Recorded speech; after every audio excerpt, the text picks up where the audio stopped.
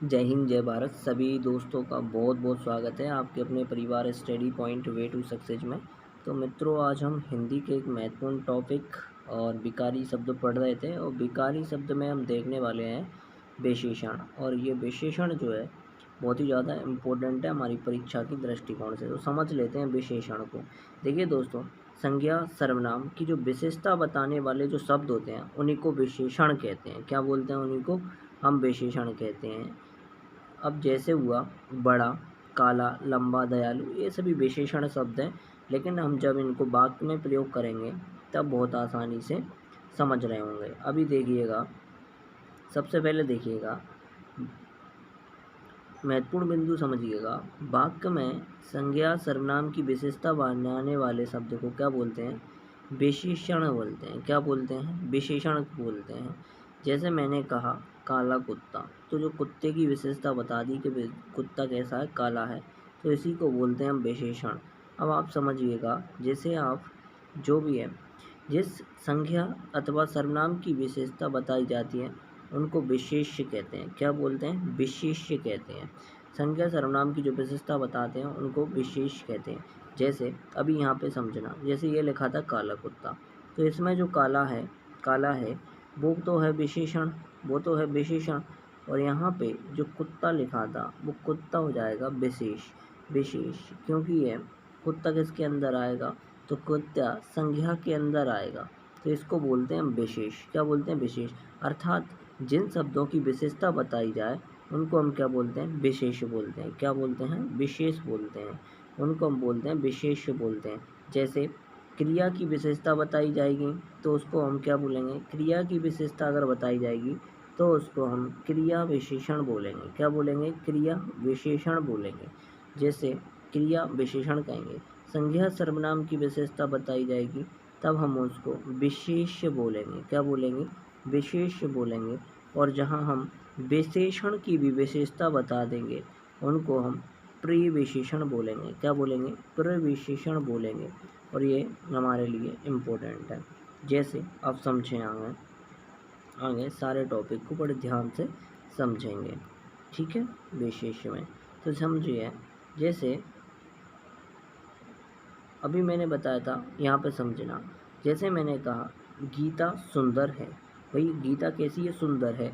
तो इसमें आप विशेषण और विशेष छाट लेंगे तो आप समझ गए होंगे कि यहाँ जो सुंदर है वो उसकी क्या है? विशेषता है, क्योंकि आपने विशेषण है ये, तो ये क्या है? इसकी विशेषण के अंदर आएगा। ये किसके अंदर आएगा? विशेषण के अंदर।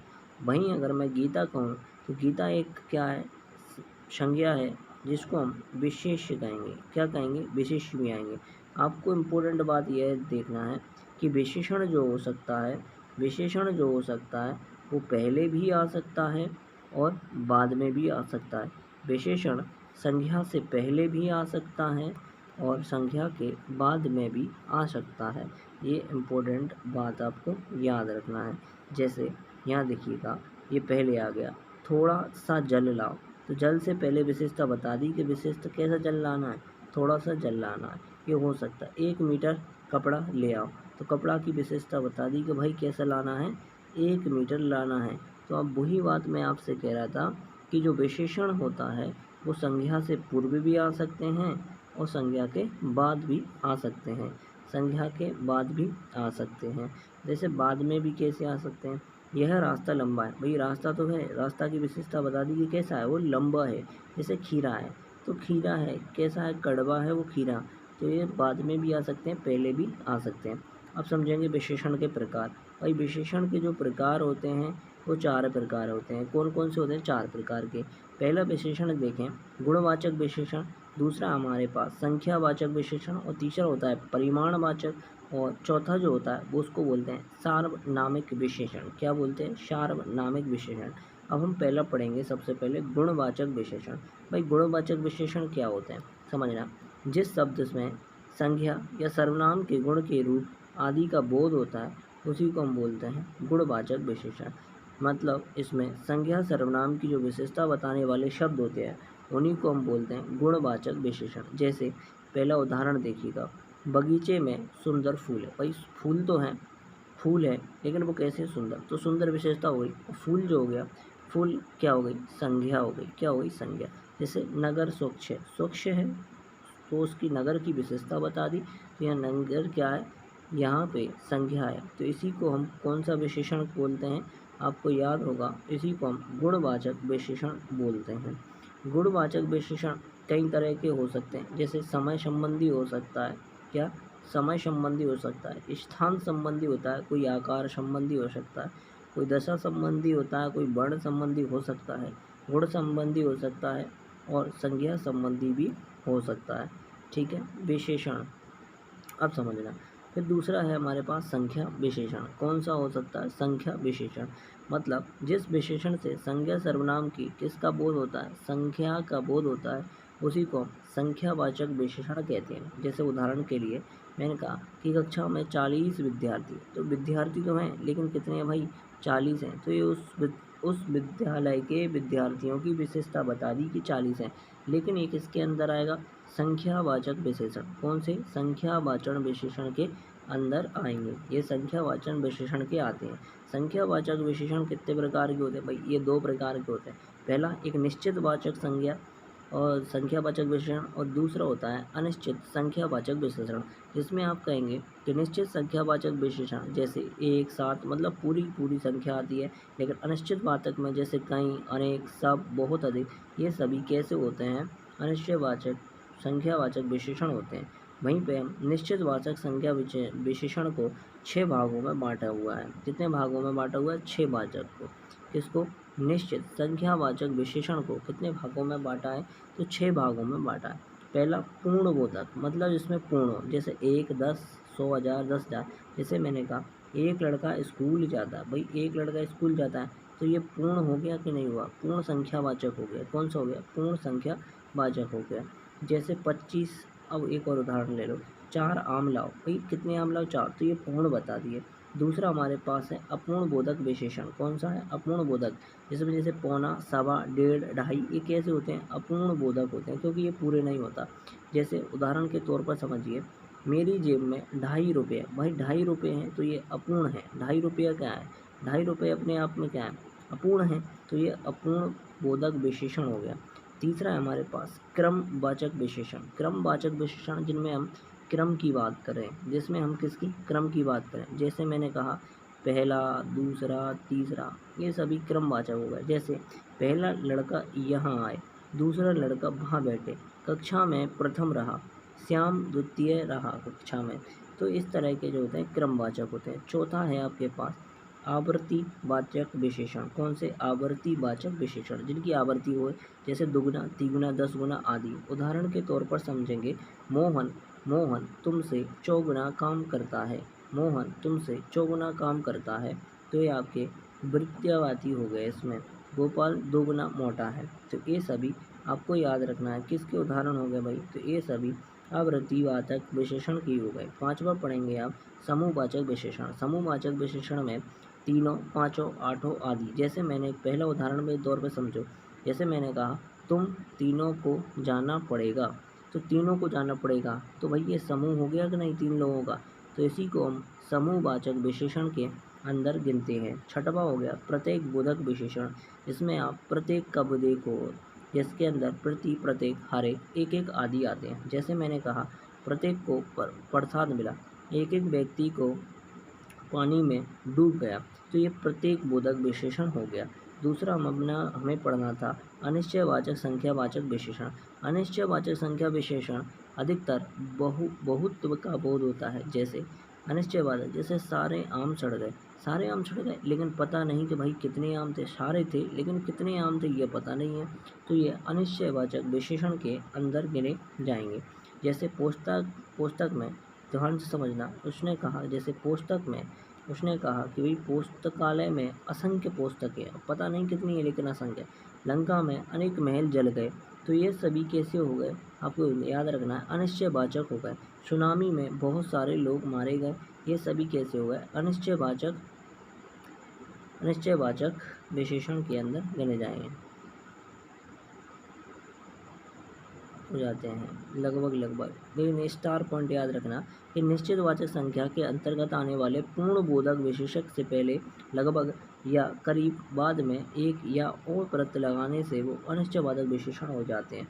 जैसे उदाहरण के तौर पर समझो, जैसे लगभग 50 लोग आए। अब ध्यान समझना, लगभग 50 लोग आए, ये समझना। क्या आप इसको ये कहेंगे कि ये पूरा पूर्ण विशेषण है? भाई ये पूर्ण विशेषण है, पूर्ण संख्यावाचक विशेषण है। अब उसने अनुमान के तौर पर कह दिया कि लगभग कितने लोग आए, 50, लेकिन ये संभव था, हो सकता था कि 49 भी हो और हो सकता था कि 51 भी हो। तो ऐसे शब्द लगाने पर वो अनिश्चित संख्यावाचक विशेषण बन जाते हैं। जैसे उसने कहा करीब 20 रुपये चाहिए, तो ये करीब 20 रुपये चाहिए, लेकिन उसने ये पता नहीं है कि उसने 20 ही दिए होंगे या 19 दिए होंगे। सैकड़ों लोग मारे गए, अब सैकड़ों में कितने लोग मारे गए तो ये हम कह नहीं सकते। तो देखो इसमें क्या हुआ, पहले इसमें लगभग लग गया, ठीक है ना, लगभग लग गया, इसमें करीब लग गया, है ना, और इसमें सैकड़ों ओ लग गया। तो ये सभी विशेष लग जाने पर जो होता है वो निश्चयवाचक का क्या बन जाता है, अनिश्चयवाचक विशेषण बन जाते हैं। ठीक है, अब समझें। जैसे परिमाणवाचक विशेषण कौन सा है, परिमाणवाचक विशेषण। परिमाणवाचक विशेषण में जिसमें नाप तोल का बोध हो, किसका, नाप तोल का बोध होता है। जैसे मुझे 2 मीटर कपड़ा दो, मैंने कहा भाई मुझे 2 मीटर कपड़ा दो, मैंने कहा मुझे 2 मीटर कपड़ा दो, 1 किलो चीनी दी, थोड़ा पानी दो, ये सभी किसके अंदर आएंगे, तो परिमाणवाचक के अंदर आएंगे। परिमाणवाचक भी आपको याद रखना है कि दो प्रकार के होते हैं, एक तो निश्चित परिमाणवाचक जैसे 2 सेर, 5 सेर कपड़ा, अनिश्चयवाचक में थोड़ा पानी, अधिक पानी, कुछ परिश्रम, तो इस तरह के इसके अंदर आ जाएंगे। चौथा है आपके पास सार्वनामिक विशेषण। जब कोई सर्वनाम संज्ञा अथवा संज्ञा शब्द से पहले आए, वह विशेषण शब्द की तरह संज्ञा की विशेषता बता, उसे सार्वनामिक विशेषण कहते हैं। क्या कहते हैं, सार्वनामिक विशेषण कहते हैं। जैसे मैंने पहला कहा कि वह आदमी व्यवहार से कैसा है, कुशल है। भाई वह आदमी व्यवहार से कैसा है, कुशल है। तो जब कोई सर्वनाम शब्द, ध्यान समझना, वही कह रहा था, सर्वनाम शब्द लिए लो, संज्ञा शब्द से पहले आए, भैया ये कैसे आ गया, संज्ञा शब्द से पहले आ गया, संज्ञा शब्द से पहले आ गया, आए, तथा वह विशेषण शब्द की तरह, विशेषण शब्द की तरह कार्य करे। जैसे वह आदमी व्यवहार से कुशल है, तो उस आदमी की विशेषता के बारे में बता दिया। इसी को बोलते हैं सार्वनामिक विशेषण, मतलब कि सार्वनामिक विशेषण इसी को कहते हैं। एक और उदाहरण के तौर पर समझिए, जैसे कौन छात्र मेरा काम करेगा। भाई अब समझना, यहाँ छात्र क्या है, भाई संज्ञा है, छात्र क्या है, संज्ञा है, छात्र है हमारे पास संज्ञा, लेकिन उससे पहले क्या आ गया, कौन, ये कौन, और ये कौन सा है, आपको मैंने सर्वनाम में पढ़ा हुआ है, ये है अनिश्चयवाचक सर्वनाम। तो भैया ये हो गया सर्वनाम। अब ध्यान समझना, उसने कहा कौन छात्र मेरा काम करेगा, तो कौन छात्र मेरा काम करेगा, तो ये छात्रों की विशेषताओं के अंदर उस छात्र की विशेषता को बताने वाला शब्द होगा, इसलिए इसे सार्वनामिक विशेषण कहेंगे। क्या कहेंगे, सार्वनामिक विशेषण कहेंगे। अब थोड़ा इसको याद रखिएगा कि पुरुषवाचक निजवाचक सर्वनाम को छोड़कर बाकी सभी सर्वनाम संज्ञा के प्रयुक्त होने वाले सार्वनामिक विशेषण बन जाते हैं। आपको उतना ज़्यादा याद इसमें रखना नहीं है, बने तो ध्यान रखना। ये भी कई प्रकार से गिने जाते हैं, जैसे निश्चयवाचक, अनिश्चयवाचक और प्रश्नवाचक। तो आपको ये संबंधवाचक भी ये हो सकते हैं। अब देखना, व्युत्पत्ति के आधार पर सार्वनामिक विशेषण दो प्रकार के होते हैं, एक मूल सार्वनामिक विशेषण और एक होते हैं यौगिक सार्वनामिक विशेषण। मूल सार्वनामिक विशेषण वे जो सर्वनाम किसी रूपांतर में विशेषण के रूप में प्रयुक्त होते हैं उन्हें मूल। जैसे वह लड़का, वह लड़की विद्यालय जा रही है, तो देखो लड़की से पहले विशेषण और उसकी विशेषता बता दी कि वो कहाँ जा रहा है, विद्यालय जा रहा है, इसको आप ये कहेंगे कि मूल सार्वनामिक विशेषण है। लेकिन जैसे ही आपको यौगिक सार्वनामिक विशेषण कहे तब क्या समझना, देखना, जो सर्वनाम मूल सर्वनाम में प्रत्यय आदि जुड़ जाने से विशेषण के रूप में प्रयुक्त होने लगते हैं, ऐसे शब्दों को यौगिक सार्वनामिक विशेषण कहते हैं। जैसे ऐसा आदमी कहाँ मिलेगा, ऐसा आदमी कहाँ मिलेगा, उसने कहा भाई ऐसा आदमी कहाँ मिलेगा, तो मूल शब्द में यह आदमी जो है जोड़ा गया। उसने कहा कितने रुपए तुम्हें चाहिए, तो ये कैसा, कितने रुपए तुम्हें चाहिए, तो इसके अंदर यौगिक विशेषण हो गया, में और हो जाते हैं। तो ये सभी शब्द कैसे आ जाते हैं, विशेषण के अंदर आते हैं। परिमाणवाचक, और इसको अंतर ज़्यादा कुछ इसमें याद रखना नहीं है। विशेषण की विशेष, अब समझना, विशेषण की कितनी अवस्थाएं होती हैं भाई, तो विशेषण की 3 अवस्थाएं होती हैं। कौन कौन सी होती हैं, 3 अवस्था, एक मूल अवस्था, एक होती है उत्तरावस्था और एक होती है आपके पास उत्तमावस्था। कौन सी होती है उत्तम अवस्था? मूल अवस्था। मूल अवस्था माना होता है विशेषण का तुलनात्मक रूप नहीं होता भाई, केवल सामान्य रूप में ही प्रकट होती है। कैसे सामान्य रूप में प्रकट होती है? सामान्य मूल अवस्था। जैसे सावित्री सुंदर लड़की है, ये सीधी बात करी तो इसी को बोलते हैं मूल अवस्था।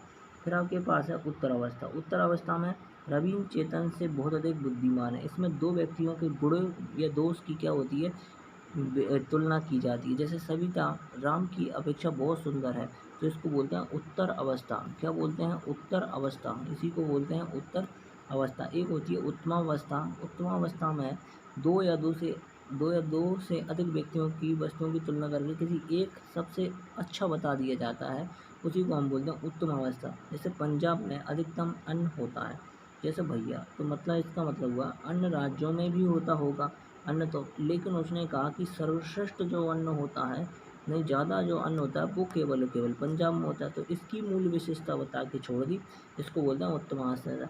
जैसे संदीप निकटतम छात्र है, यानी कि और छात्र भी निकटतम होंगे, लेकिन मूल रूप से यहाँ पे हमने संदीप की बात करी तो ये उत्तम अवस्था के अंदर आ जाता है। ठीक है, अब ऐसे इनके बहुत से प्रकार होते हैं बनाने के, उसको आपको याद ज़्यादा दूर पर नहीं रखना।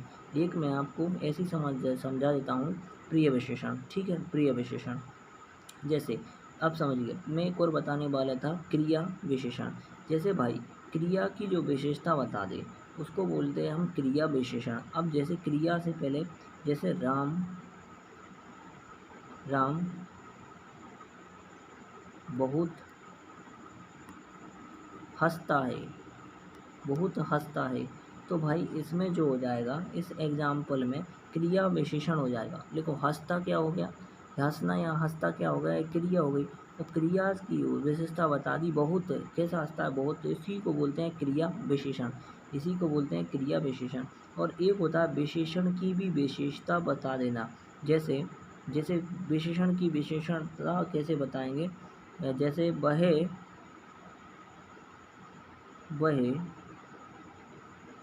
विशेषण की वह बहुत